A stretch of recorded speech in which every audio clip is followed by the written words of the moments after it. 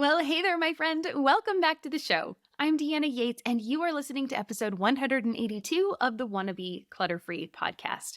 On today's episode, I'm chatting with celebrity chef Marcela Valladolid about how we as parents can remain sane during housework. I mean, she is a busy mom with so much going on, and she has a very interesting perspective on how to keep up with housework with everything else she has on her plate. Marcella shares tips and tricks that we as parents need to take to make these tasks a breeze, ultimately making us happier parents with more time on our hands to do things that we love to do with our kids. She and I connect on our love for travel, oddly enough, our impatience in the kitchen, you'll have to listen to find out what I mean by that, and why it's important to create a nest that your family loves as much as you do. I think you'll be surprised at some of her advice and breathe a sigh of relief at times too. But before we get to our conversation, I want to say thank you for joining me today. I am so grateful you are here. If you enjoy what you hear in this episode, can you please do me a favor and share this with someone you think would enjoy it? You can share it via text or email if you are listening to this on your phone, or you can even share it via social media. It helps me get the word out about how letting go of your clutter can help you create a life you actually want to be living. The world makes you think that you need more and more, but you just need the right amount for you. I am on a mission to spread that message out to as many women as I can because I think the world filled with women who actually believe in themselves would be an amazing place, don't you? And speaking of amazing women, let's learn more about my guest this week. Marcela Valladolid is a celebrity chef starring on shows like The Kitchen and Mexican Made Easy. With her expertise in the kitchen, Chef Marcela has become an expert in cleaning and organizing as well as cooking. She is now the cleaning ambassador for the well-known Hispanic cleaning brand All In USA, which includes Pinolin, Chloralin, and Ensueño laundry. Give this episode a listen, and when you are done, head over to wannabeclutterfree.com/182 to get the show notes for today's episode with links to Marcella's website and some really amazing things that she has got going on this month. Again, you can find it all at wannabeclutterfree.com/182. And now, let's get to our conversation. Well, hi, Marcella. Welcome to Wanna Be Clutter Free. How you doing today? I'm good. How are you? I'm clutter free. I love it. I am doing great today. We were chatting before this, and we are both in San Diego, which is so fun. And so I am just really excited to talk about today. We've got a lot of fun topics. So before we dive in, though, tell us about yourself. You've got a lot going on. I do. But I have to say, when you mentioned like clutter free, my most important job and the one I take more seriously, and you can ask anybody in my life, it's about this home looking good. Like, seriously, it's an obsession. I was thinking about it this morning. I sit out. Philip takes the kids to school in the morning. I'll introduce myself in a minute, but he takes them to school in the morning. My partner, he takes the littles to school. I have an older son, but he heads to work.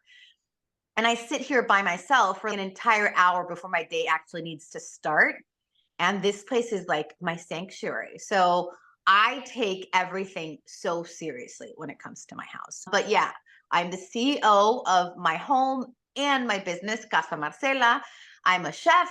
I'm an author. I'm a mom of 3 plus 2 furries, a cat and a dog. And I am the cleaning ambassador for Ensueño Laundry, Pinalin, and Chloralin, which I'm very proud of. And it was like the perfect, they found me because they were like, okay, we follow you and you're obsessed. So this will work. So that's my jam. Yeah. So many hats, so many different things going on. And I am really excited. You have this gorgeous tree behind you. We're heading right into the holiday season, and your home, yes, looks absolutely gorgeous. I love it. That tree is beautiful. Thank you. Thank you. So, what led you to becoming a chef? I want to talk a little bit about that. Did you start off as a chef? No, I Ooh, always thought I was going to be an architect, believe it or not. I didn't really? professionally, I've always only been a chef. But my entire life, I thought I was going to become an architect. Went to architecture school.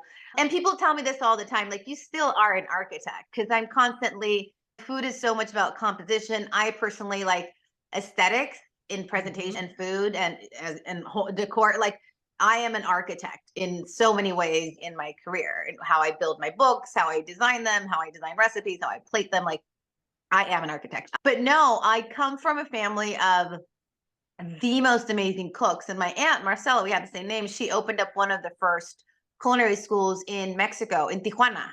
in Baja, where I grew up.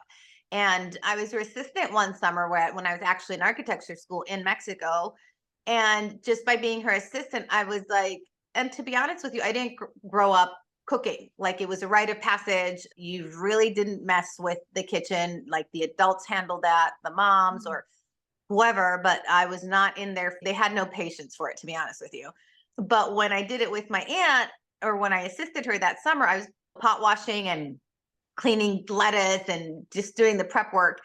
And I just really loved not even the cooking part of it, but the way we're very proud Mexicans, the way she spread the love of the culture. Mm. And it felt like such a, thinking about it now, like it gives me goosebumps. The way she was able to get people to fall in love with our culture through food as a young woman that would literally cross the border to go to school in San Diego every day. That was my life. It felt so interesting to me because going to school in San Diego, I did high school in San Diego. Um, it was crazy the misconceptions that they had about not only our food but our culture. Like all my Americana friends, all my friends from San Diego, and it was crazy to me that we were so close to them, right on the border, and they had such a huge misconception of how we live, how we eat, how we celebrate our culture. And seeing my aunt do those classes, I was like, what a wonderful vehicle to show them how cool we are. And I dropped architecture school and went to culinary school, and here I am speaking to you now, 20 something years later.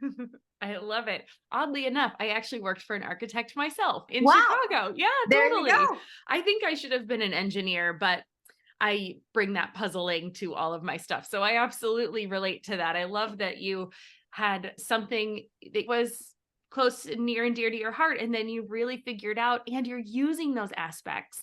I Yeah. absolutely love that you're using those aspects to make this connection. And it's so interesting to me. I think, tell me if I'm wrong, but I do think a lot has changed then over the last 20 something years. I feel like, is there a little bit more of a connection, do you feel like, between the American side of the border and the Mexican side of the border? Or The misconceptions are still there, and hmm, I fight them. I'm not angry about it as it was when I was younger, because I would literally, it would actually upset me. Literally, I don't even want to, literally would upset me what the misconceptions and stereotypes were. But now, age, being a mom, all the things, hmm, I have a much more gentle approach in correcting people when a stereotype or a generalization comes up. Has yeah. it changed? Absolutely. We have social media now, and we have a much more empowered community and a much more proud community. I grew up in an area that we were very fortunate where I felt very protected in this border region. We're very embracing of one another culturally. And it's not, sadly, like some other areas where, honestly, because of assimilation, some people didn't even Mm, speak Spanish, or because of assimilation, like mm, parents would literally prohibit their kids from speaking English so that they would have an easy time in school. That was a whole thing for an interesting. entire generation. And where I grew up, that just wasn't the case. Because for us that live here and have access in and out of the border, we consider it a region. So, like in my neighborhood, nobody even speaks English. I'm Mexican here. You know what I'm saying? Like, Yeah. so I'm in a very kind of protected area where our culture is not, it's not problematic. And in some places, people, it can be for people. And I didn't realize until I was on my first big book tour that I had hundreds of people show up to the signings, and it Yeah. was the most beautiful experience of my life, where people were like, the conversations that I was having with them were not so much about food, but they were Mm, like, I love that you have just, you don't even present an excuse. You just openly live and love your culture. And I didn't even, to me, it was like, people actually have to hide this. Like, it was a mm. huge moment for me 10 years ago with that book, that I was like, there's an entire part of our community that has felt that they can't voice their love of their culture and food. And Mm. I'm giving them sometimes a space to do so. So it has changed. Oh, thank you for being the trailblazer there. And I apologies to the audience. I'm getting a little off topic, but I love to travel. We got married in Mexico. We got engaged in Argentina. I absolutely love to travel. We've been all over. We've taken our daughter all over the world. I love this kind of thing. I love when cultures mesh up and get to just experience what other people in the world, how they live. It's one of my biggest It's one of my biggest joys. So, anyway, thanks for letting me dive into that a little bit, I think the everyone happiest listening. people are well-traveled people. The kindest people Yeah. are well-traveled people. I firmly believe that. We try to Yeah. get our kids as far as wide as we can because that really it makes you sensitive and understanding of how the world works. Yeah. And if there's any prejudice or anything that exists inside your body or that you grew up with, traveling the world really makes that sort of thing just dissolve and disappear. Yeah, absolutely. I think you understand then that everybody in the world just wants to be happy, and all the Yes. parents just want their kids to have a good life and be Yes. safe and just be able to follow their dreams, and Yes. you can connect on that Yes. commonality versus Exactly. like, other things. So, Exactly. I say that all the time. When you see conflict, just zoom out and yeah. think about it. We all just want to be happy and safe and with our kids and Yeah. enjoy our time here and celebrate and just do things for the people we love. And it's not that complicated. We all thrive on the same stuff. Totally. Totally. Speaking my language. Let's take a quick break to hear from our sponsors. And when we come back, Marcella and I will talk about her philosophy when it comes to cleaning and organizing. All right. Well, you are so busy. Tell us, how do you make time for it all? How do you make time for this beautiful house you have and your chef business and your author business and all of the other things you've got going on with the littles and all of that? So let us in on that secret. Yeah, I get asked that question all the time. Like, how do you achieve balance? And my honest answer is I don't. I Hmm. constantly feel like things are getting away from me. I am human and I constantly feel honestly not as much as I did when I was younger, and I'll tell you why, but I used to always feel like I was failing at there were so many aspects of my life that I felt like I was doing all of them at 60%. And I think with age, I've been really fortunate. Now I'm much more selective of what I do with my time and my energy. And now my giant focus is obviously on connecting with people through food, either with my books or with my classes or social media. And that takes up so much of my time. But my biggest priority, fortunately, I am able to now make it my home and my family. And I am obsessed with it. You'll see it on my social media. I'm constantly posting about how and I just gave this advice to one of my assistants that's getting married. And I was like, you know what? Building a business is amazing. Financial stability is amazing. But I think there needs to be more people out there that say your home and your family is what's going to give you joy. So you also need to make sure to give that time and attention. It shouldn't be secondary. It shouldn't be what you do with your leftover time. Like it should be the thing that you're building because then you get to my age at 45 and you're like, what did I build? Where am I standing? Who's standing here with me? And prioritizing my life and my family and my home and as might sound like superficial to some, but literally keeping it clean and organized and gorgeous and a place where my kids walk in and I see them. I see it in my kids. They walk into this home and they don't want to leave. They want their birthday parties here. They want all of the Christmas dinners to be here. They don't want to do play dates at other kids' house. They want to come here. They want to eat the food here. And I'm like, that's what I Wow. built. I built this house and I built a space that my family never wants to leave, but I had to make that a priority. Hmm.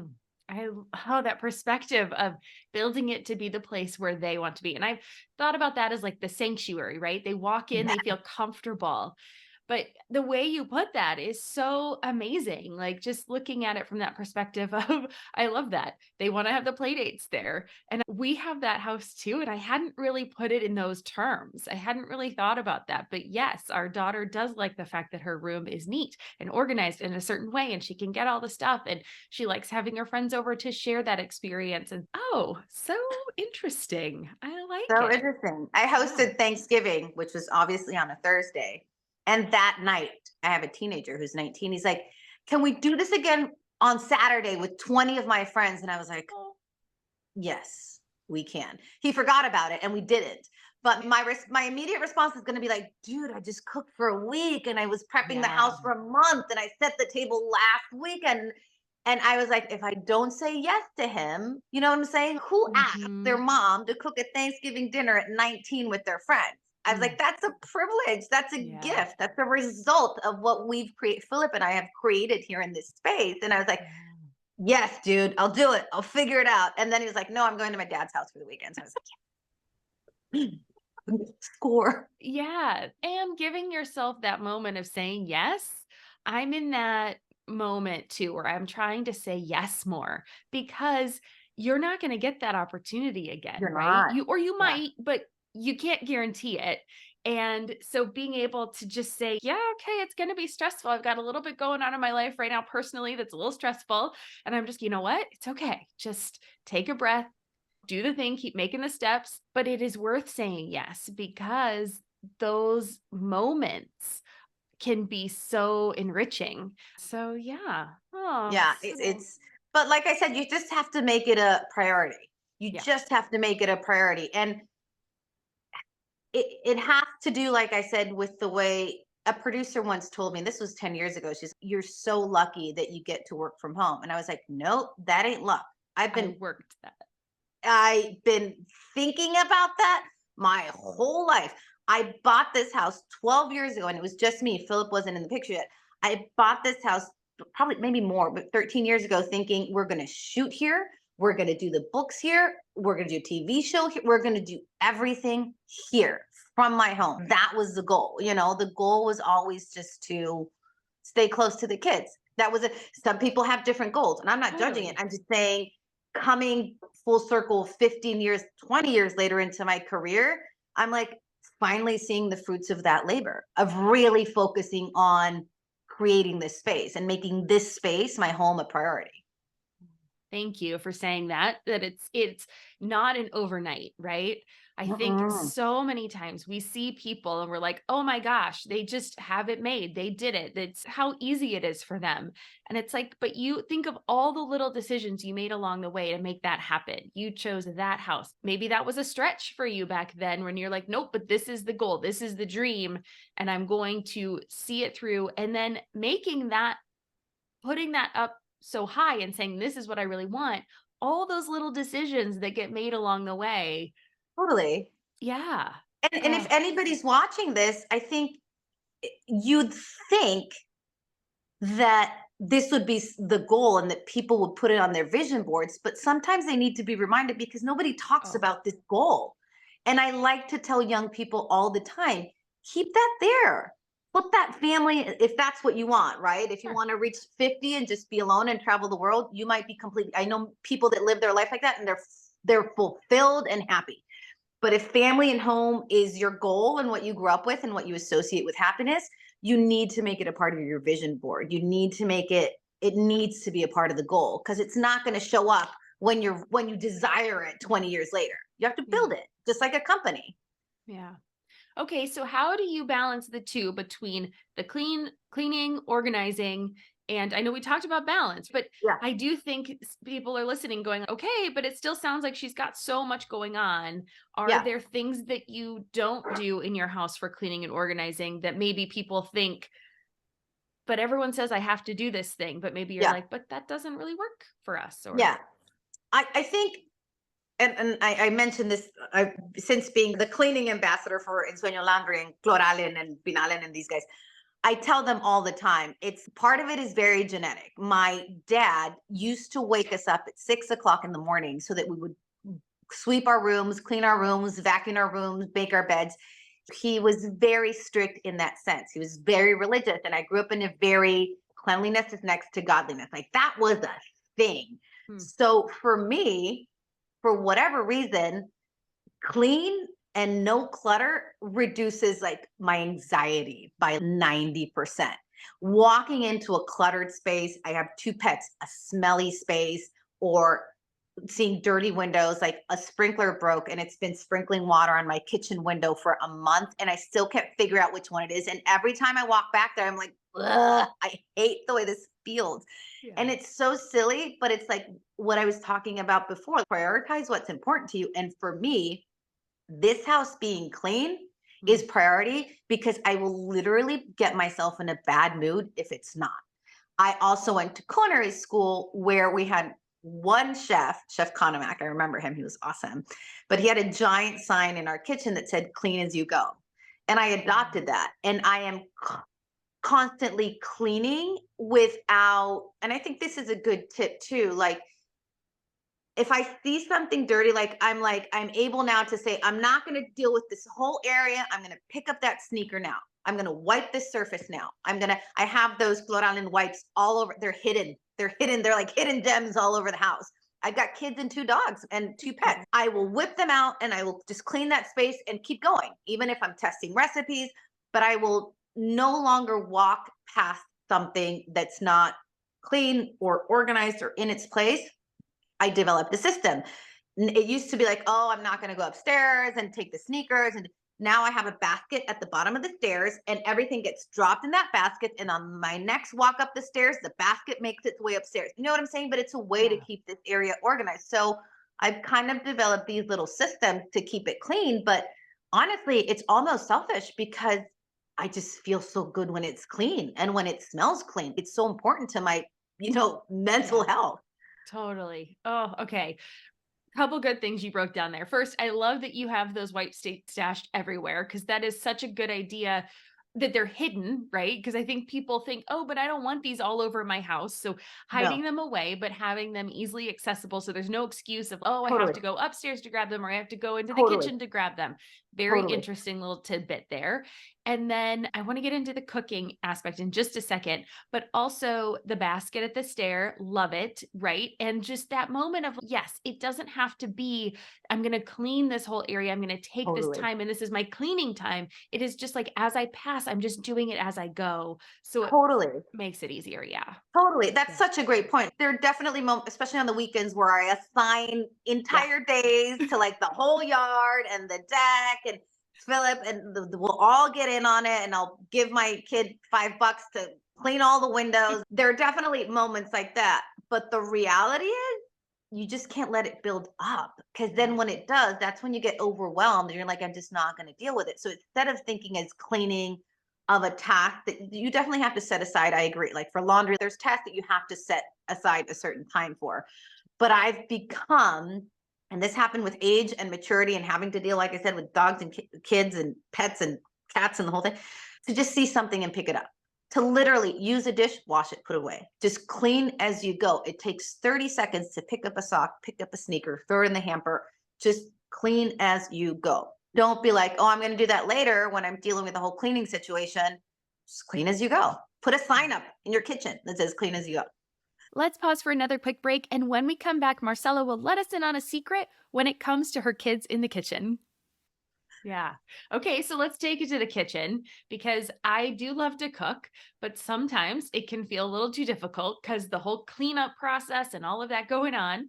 So, obviously, as a professional chef and someone who spends a lot of time in the kitchen, I'm assuming you have some ideas for how we can keep that cleanup process easier. Totally. Well, I think the biggest one is like working with multi-purpose cleaners. So you're not Mm, whipping out 40 different products and just yeah. having them close by. So having a multi-purpose cleaner that's safe on all surfaces, I think that's a really good one. But like I said before, I think the biggest one, I think people would be surprised, like chefs are usually moving so quickly in the kitchen. And I actually am, but that's one of my fortes as a chef. I'm actually very quick in execution. But I am not exaggerating. If it's just me in the kitchen, especially if I'm entertaining, because there's nothing worse than hosting and having people peek into your kitchen and seeing a disgusting mess while they're sitting in your dining room. Like, I will not sit down with guests at a table unless my kitchen is somewhat clean, at least dishes in the dishwasher. And the only way to get there is to literally clean as you go. I will quite literally use a bowl to mix something that's in the earlier part of the recipe. I will walk over to the sink, I will wash it and I will dry it and I will just set it there and continue with my process. And you might think this makes your cooking process longer, but for me, it works. It works to use a measuring spoon, wash it and hang. I have all my stuff hanging on hooks on because I cook. There it's hanging all over the kitchen. I'll wash it, I'll hang it. I'll wash it, I'll use it, wash it, hang it, use it, wash it, hang it. And that's just my process. And it's made such a I will literally use an ingredient. I'll use all of the pantry ingredients, keep them at the corner of my board. And then when I'm done with it, I walk around my island and put it all away to declutter my space. I mean, for me, it's just about keeping the space in front of me clean. So clean as you go is like my mantra. Hmm. All right. I'll have to try that a little bit more. Clean as I go. Yeah, My husband and I split currently. So it's really nice because I do most of the cooking. He doesn't really enjoy that part. So I will do most of the cooking and then he does thankfully clean, which is that's really nice amazing. to not Philip to is do all is of the it. pot washer too. He loves it. But I yeah. love that. But it is nice to not, I don't want to leave a complete disaster for him in the kitchen. So I love this idea of just as we go, if we can clean up, at least get the things soaking so that they're easy for him to clean Totally. afterwards and that kind of stuff. So Totally.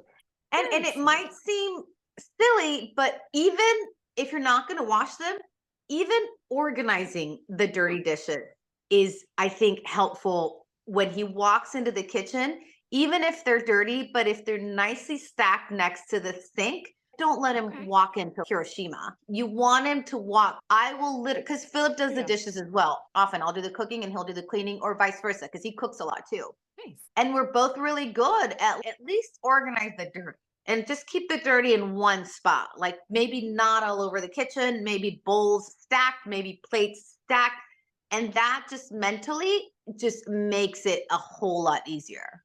Very nice. All right. What about your kids? Do they ever help you in the kitchen? And how do you keep your cool when they make a mess? Because Uh, that's what happens in our house. People ask me all the time, and I'm super honest. I cook with them very little. You'd be Oh, surprised. I cook with them interesting. very little. I've learned to embrace the fact that I'm a highly impatient person. And being a highly impatient person has given me a lot of my success. I need things done Mm. yesterday. If you ask me to do something, I will do it yesterday. I will hit you before the deadline. I will have it done. It'll be pretty, it'll be clean, and it'll be perfect.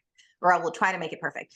So honestly, for me, it's work. It's work to allow them into my kitchen. It's work. And I have to really, I take it so seriously. And a lot of the cooking that I'm doing, because let me backtrack, like everything that I'm posting on social media that I think is different from a lot of people's posting on social media, like I don't post stuff for content. I post the stuff that I'm actually cooking or decorating or cleaning for my family.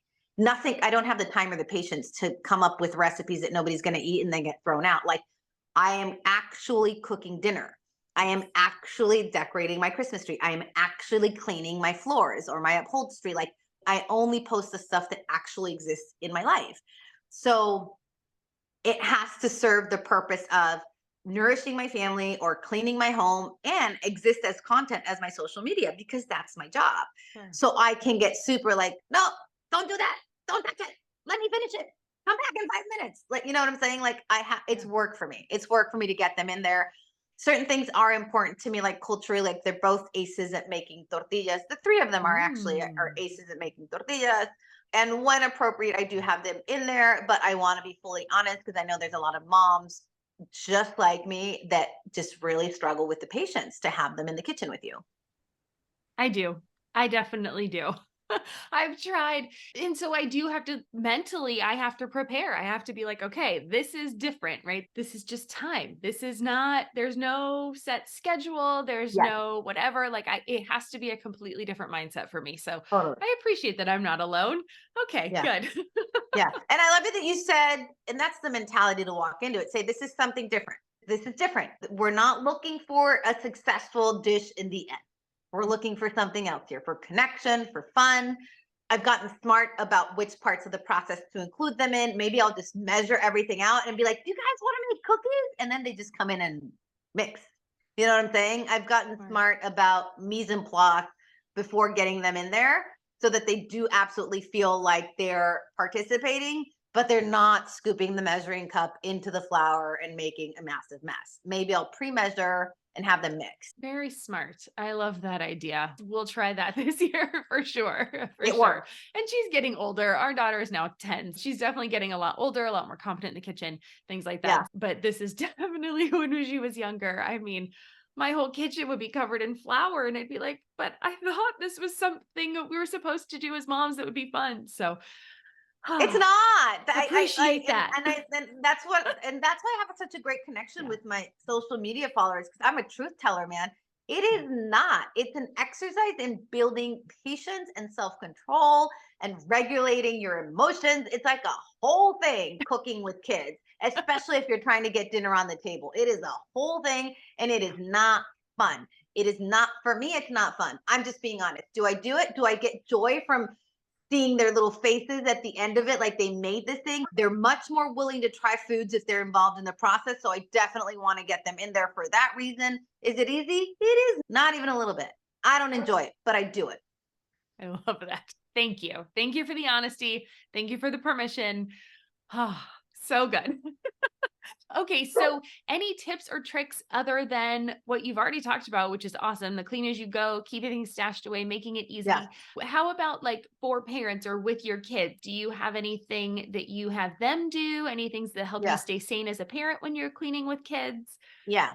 My little one, David, he has my gene and he can smell things. He can smell if the house is not clean.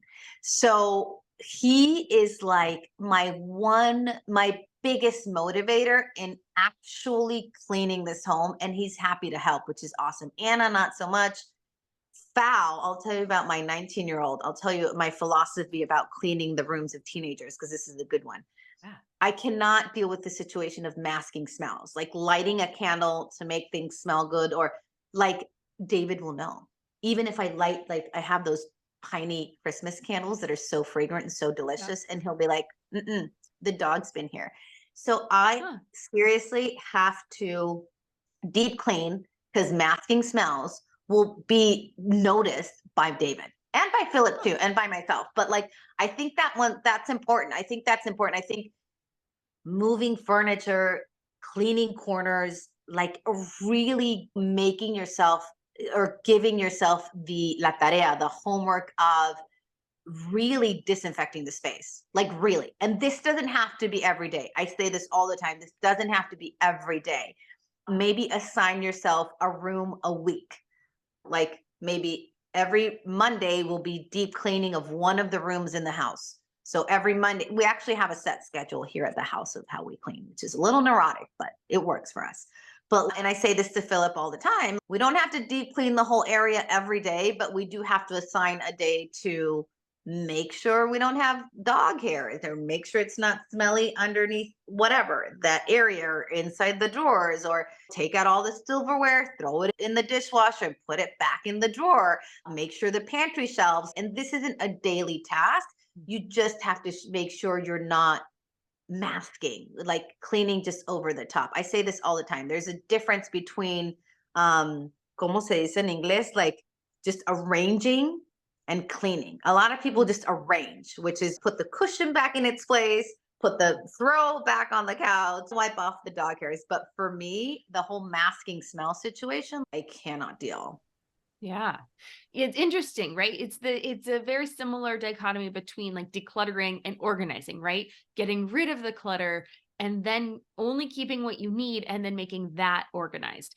And instead of tidying up, cleaning, right? Actually cleaning the surfaces and things like that. And I think yeah, 100%. I love how you made that a little bit more doable by saying one room a week, right? Instead of saying like Monday's disinfecting day for the whole house, it's Monday's disinfecting day for one particular room. And of Totally. course, as you stay up on top of it, it is easier because you're cleaning as you're going.